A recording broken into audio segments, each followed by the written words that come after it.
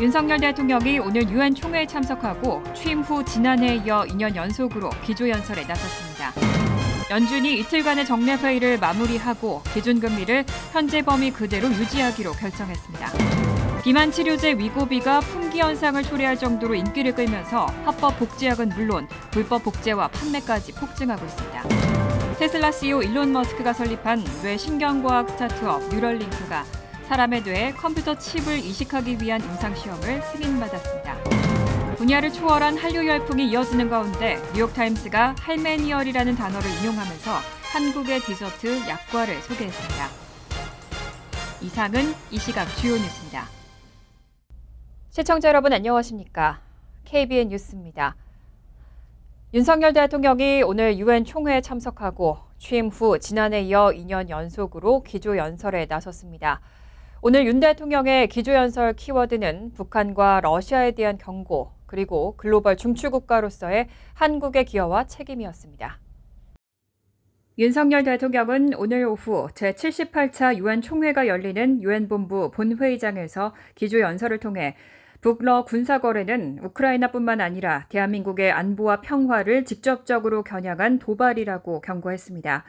윤 대통령은 또 유엔 안보리 상임 이사국인 러시아가 다른 주권 국가를 무력 침공하고 안보리 결의를 위반하는 정권으로부터 지원을 받는 현실은 자기 모순적이라고 지적했습니다. 이어 북한의 핵과 미사일 프로그램은 대한민국 평화에 대한 직접적이고도 실존적인 위협일 뿐 아니라 인태지역과 전 세계 평화에 대한 중대한 도전이라며 대한민국과 동맹, 우방국들은 이를 좌시하지 않을 것이라고 밝혔습니다. 한편 윤 대통령은 대한민국이 글로벌 중추국가로서 세계에 기여하는 책임을 다하겠다고도 밝혔습니다. 지구상에는 상하수도 체계와 의료 보건시설 등 기본적인 인프라를 갖추지 못한 나라가 많다면서 대한민국은 공적개발 원조 ODA를 과감하게 확대해 나갈 것이고 개발 격차 해소를 위해 앞장서겠다는 의지를 밝혔습니다. 이어 유엔 산하 디지털 규범 재정기구 설립을 지원하는 AI 글로벌 포럼을 개최하겠다고도 선언했습니다. 윤석열 대통령은 190여 개국 정상 앞에서 부산이 한국전쟁으로 폐허가 됐던 한국을 다시 살려준 도시라고 소개하고 2030 부산 엑스포가 연대의 플랫폼이 될 것이라며 지지를 호소했습니다.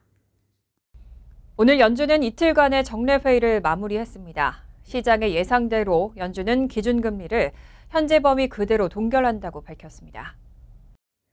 오늘 연준은 어제부터 이틀간 진행된 연방공개시장위원회 정례회의를 마무리했습니다.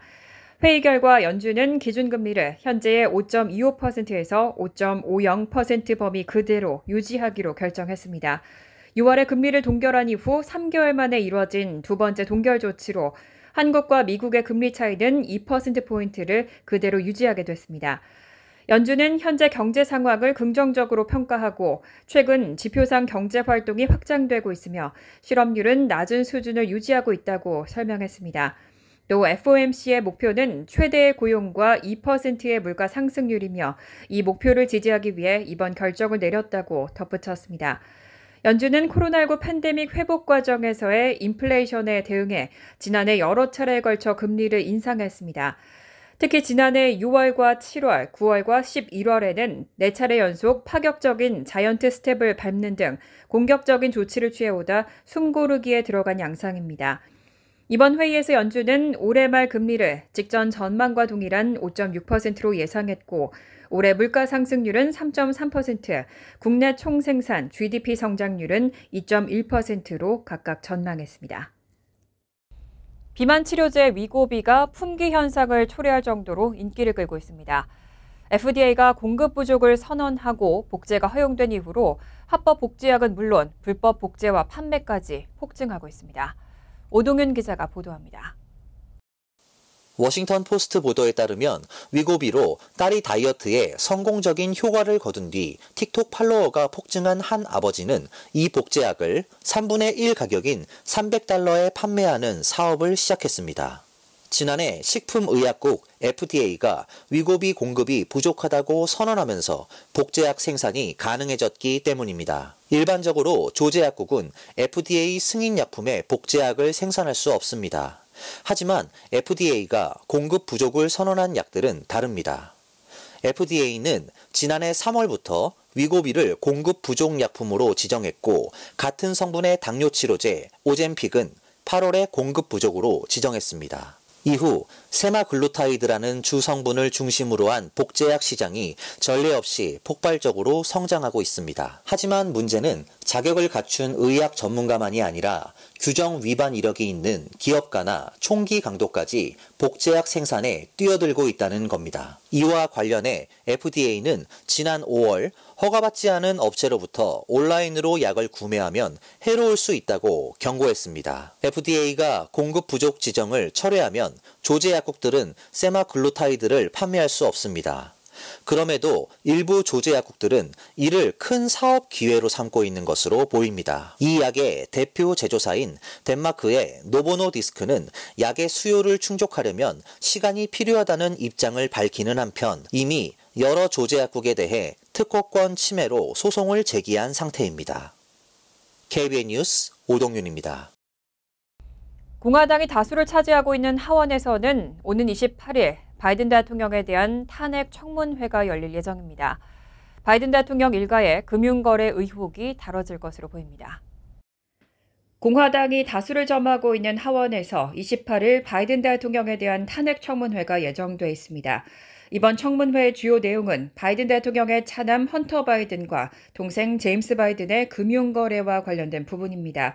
특히 공화당은 헌터 바이든이 바이든 대통령의 부통령 재임 시절 우크라이나 에너지 기업 브리스마 홀딩스 임원으로 영입돼 거액의 연봉을 받고 바이든 대통령의 동생인 제임스 바이든과 함께 중국의 에너지 회사인 CEFC로부터 수백만 달러의 부적절한 거래를 했다는 의혹을 제기하고 있습니다.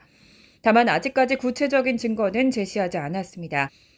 이와 관련해 백악관은 이 청문회를 정치적인 보여주기식 쇼라며 비판하고 있습니다. 이언 샘스 백악관 감독 조사 담당 대변인은 성명에서 정부 셧다운을 앞둔 시점에 그들에게는 바이든 대통령에 대한 근거 없는 인신공격이 정부 셧다운과 그로 인해 가정에 가해질 고통을 막는 것보다 더 중요하다는 걸 보여준다고 지적했습니다. 한편 공화당은 현재 하원에서 다수당을 점하고 있어 탄핵 소추를 의결할 가능성은 있지만 상원에서는 그렇지 않기 때문에 실제 탄핵으로까지 이어지긴 힘들다고 보는 시각이 우세한 상황입니다. 테슬라 CEO 일론 머스크가 설립한 뇌 신경과학 스타트업 뉴럴링크가 사람의 뇌에 컴퓨터 칩을 이식하기 위한 임상시험을 승인받았습니다. 우선 사지 마비 환자가 참여 대상이 될 것으로 보이는데 참가자를 모집하고 있습니다. 테슬라의 일론 머스크 CEO가 설립한 뉴럴링크는 오늘 블로그를 통해 인간의 뇌에 컴퓨터 칩을 이식하기 위한 첫 임상의 심사위원회 승인을 받았다고 밝혔습니다. 경추 척수 부상이나 루게릭병 등으로 인한 사지마비 환자가 임상 대상이 될 예정입니다. 뉴럴링크는 지난 5월 FDA로부터 임상을 승인받았습니다. 이번 임상은 로봇을 활용해 운동 의도를 제어하는 뇌의 영역에 뇌 컴퓨터 인터페이스 칩을 외과적으로 이식하는 방법이 될 계획입니다. 이 칩을 통해 환자들이 생각만으로 컴퓨터 커서나 키보드를 조작할 수 있도록 하는 시스템 개발이 목표입니다. 임상시험은 최종 완료까지 약 6년이 걸릴 것으로 전망됩니다. 다만 뉴럴링크는 얼마나 많은 임상 대상자를 선발할지는 구체적으로 알리지 않았고 이식 수술을 진행할 병원도 미공개 상태입니다. 일론 머스크는 이 뉴럴링크를 통해 다양한 질병, 비만이나 자폐증, 우울증, 조현병 치료를 위한 컴퓨터 칩 이식 수술을 용이하게 만들겠다는 계획입니다. 하지만 이 모든 것이 상업적으로 이용될 수 있을지 그리고 언제쯤 실현될 수 있을지는 아직 미지수입니다. 전문가들은 실제 상업적 활용까지 10년이 넘게 걸릴 수도 있다고 전망하고 있습니다. K-팝에 이어 K-드라마와 K-뷰티 그리고 전통 K-디저트인 약과까지 한류 열풍이 그야말로 분야를 초월하고 있습니다. 뉴욕타임스가 할메니얼이라는 단어까지 그대로 인용하면서 약과를 소개했습니다. 지난 18일 뉴욕타임즈는 꿀과 밀가루, 물, 술 등을 섞어 반죽해 기름에 튀긴 한국의 전통과자 약과의 매력을 집중 조명했습니다. 뉴욕타임즈는 특히 한국의 전통 디저트인 약과가 최근 MZ세대를 중심으로 다시 주목받고 있는 현상을 비중 있게 다뤘습니다. 최근 할메니얼이라는 신조어가 생겨날 정도로 한국의 옛 전통과자인 약과는 MZ세대들에게 다시 사랑을 받고 있습니다. 할머니를 일컫는 할매와 밀레니얼의 합성어인 할메니얼은 할머니 세대의 취향을 선호하는 밀레니얼 세대를 의미하는데 뉴욕타임즈는 직접 이 할메니얼 단어를 그대로 기사에 인용했습니다. 뉴욕타임즈는 또 할메니얼로 부활한 약과의 인기가 단순한 음식으로서가 아니라 전통과 유산에 대한 세대 간 연결고리의 역할을 수행하면서 문화적 가교 역할을 하고 있다고 평가했습니다. 특히 최근에는 전통의 생강과 꿀 같은 재료뿐 아니라 다른 재료를 섞어 현대화된 버전의 약과를 개발하는 기업들이 늘면서 고급 약과 브랜드들의 인기도 나날이 높아지고 있습니다. 뉴욕타임즈는 약과가 전통을 보존하는 동시에 현대인의 수요와 입맛에 맞춰 진화해온 만큼 서울이라는 도시처럼 살아 숨쉬는 한국의 유형 유산이라고 강조했습니다. 뉴욕시가 쥐와의 전쟁을 계속 이어가는 가운데 새로운 정책을 발표했습니다. 내년 3월부터 모든 기업들은 상업용 쓰레기를 버릴 때 뚜껑이 달린 용기에 담아 배출해야 합니다. 어제 뉴욕시 정부는 앞으로 모든 상업용 쓰레기는 뚜껑이 달린 튼튼한 용기에 담아 배출해야 한다고 밝혔습니다. 이 규정은 내년 3월 1일부터 시작됩니다. 상업용 쓰레기 용기는 뚜껑이 있어야 하고 쥐가 접근하기 어렵도록 튼튼해야 합니다. 용기는 업체 내 외부 어디든 둘 수 있지만 배출하는 주체로부터 3피트 거리에 있어야 합니다. 용기의 종류는 업체가 자유롭게 선택할 수 있습니다. 뉴욕시는 앞서 지난 7월 30일부터 음식과 관련된 업종의 쓰레기통 사용을 의무화했고 9월 5일부터는 5개 이상 지점을 가진 모든 기업으로 대상을 확대했습니다. 하지만 내년 3월부터는 모든 업체가 이 규정을 준수해야 합니다.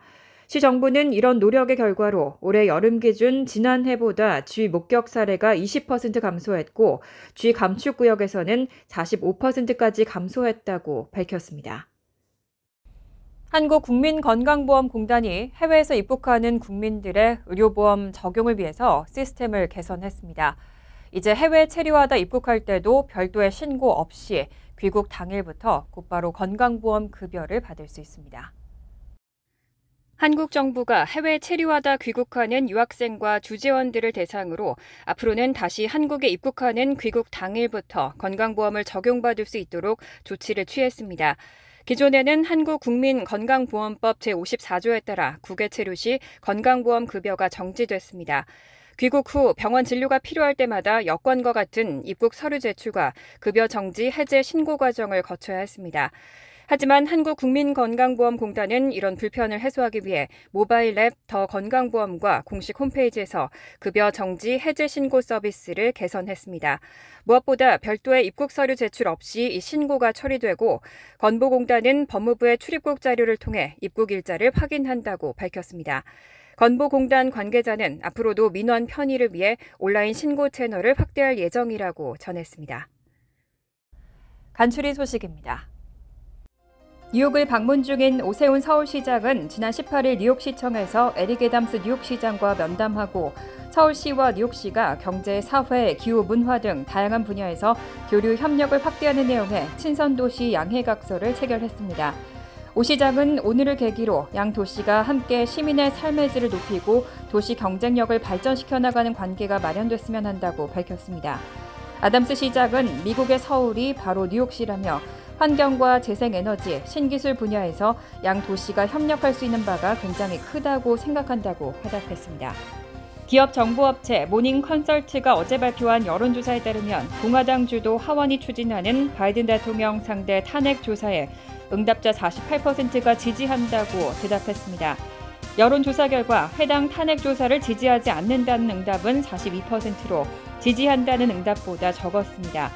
특히 무당층 응답자 중에서도 탄핵 조사를 지지한다는 비중이 47%에 달했습니다. 응답자 43%는 탄핵 조사가 주로 바이든 대통령의 부적절한 행동에 기인했다고 답했고 대통령에게 정치적 타격을 입히려는 동기가 있다는 응답은 41%로 그보다 적었습니다. 브래드 랜더 뉴욕시 감사원장은 지난 18일 뉴욕시 신규 망명 신청자에게 서비스를 제공하기 위해 시가 고용한 의료 서비스 업체인 닥고와의 계약에 대한 감사를 시작한다고 발표했습니다. 랜더 감사원장은 뉴욕시 주택보존개발국에 보낸 성명을 통해 가능한 한 많은 경쟁을 통해 공급업체를 선정해야 하고 선정된 공급업체가 요구사항을 수행할 수 있는 전문성을 갖췄는지 확인해야 한다고 설명했습니다. 이달 초 연방수사국은 박고의 선정 방식과 업무 수행 역량에 의문을 제기하고 4억 3,200만 달러의 무입찰 계약 승인을 거부한 바 있습니다. 한국국회 외교통일위원회 소속 더불어민주당 김홍걸 의원이 최근 외교부로부터 받은 자료에 따르면 2023년 6월 기준 해외 수감된 한국 국적자는 1,017명으로 집계됐습니다. 이 중 11%에 해당하는 114명은 미국에 수감 중입니다. 자료에 따르면 해외 수감 중인 한국 국적자는 최근 5년간 감소세를 보이고 있습니다. 2023년 6월 기준 수감자 수는 2018년에 1,319명과 비교해 22.8% 줄었고 지난해보다 3.6% 감소했습니다. 국가별로는 일본에 수감 중인 한국 국적자가 440명으로 가장 많았고 유형별로는 마약이 272명으로 전체 26%로 가장 많았습니다. 환율과 증권 소식입니다.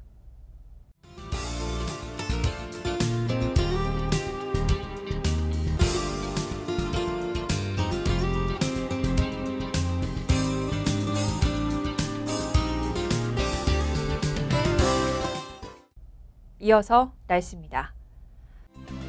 목요일은 화창하겠습니다.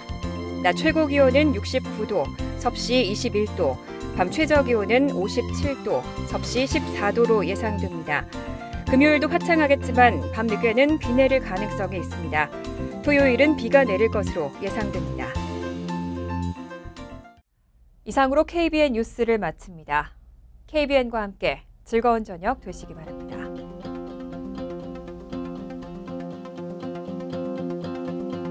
미 동부 최대 한인방송 KBN이 제작하는 KBN 뉴스는 웹사이트 mykbn.com 그리고 유튜브와 페이스북에서 다시 보실 수 있습니다. 좋아요, 구독, 알림 설정은 뉴스 제작에 큰 도움이 됩니다.